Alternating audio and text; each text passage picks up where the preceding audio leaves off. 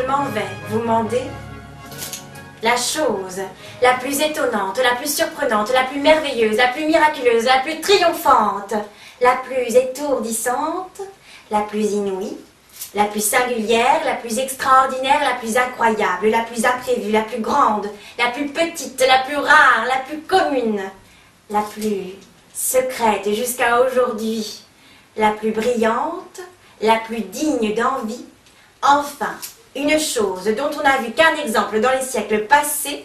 Encore cet exemple n'est-il pas juste? Une chose que nous ne saurions croire à Paris, comment la pourrait-on croire à Lyon? Une chose qui fait crier miséricorde à tout le monde, une chose qui comble de joie Madame de Rohan et Madame d'Anterive, une chose qui se fera dimanche, où ceux qui la verront croiront avoir la berlue, une chose qui se fera dimanche, et qui ne sera peut-être pas faite lundi. Je ne puis me résoudre à la dire, devinez-la, je vous le donne en 3. Jetez-vous votre langue au chien. Eh bien, il faut donc à la fin vous la dire. Monsieur de Lauzun épouse dimanche au Louvre. Devinez qui? Je vous le donne en 4, je vous le donne en 10, je vous le donne en 100. Madame de Coulanges dit, voilà qui est bien difficile à deviner. C'est Madame de la Vallière. Point du tout, madame. C'est donc Mademoiselle de Ré. Point du tout, vous êtes bien provinciale. Ah, vraiment, nous sommes bien bêtes, dites-vous, c'est Mademoiselle Colbert. Encore moins. C'est assurément Mademoiselle de Créquy. Vous n'y êtes pas. Il faut donc à la fin vous la dire.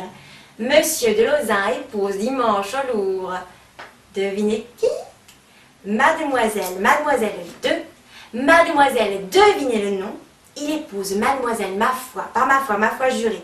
Mademoiselle la plus grande, Mademoiselle fille de feu monsieur, Mademoiselle petite fille d'Henri IV, Mademoiselle de Dombes, Mademoiselle de Montpensier, Mademoiselle d'Orléans, Mademoiselle cousine germaine du roi, Mademoiselle destinée au trône, Mademoiselle le seul parti de France qui fut digne de monsieur.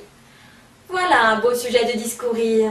Si vous criez, si vous êtes hors de vous-même, si vous dites que nous avons menti, que cela est faux, que voilà une belle raillerie, que cela est bien fade à imaginer, si enfin vous nous dites des injures, nous trouverons que vous avez raison. Nous en avons fait autant que vous. Adieu.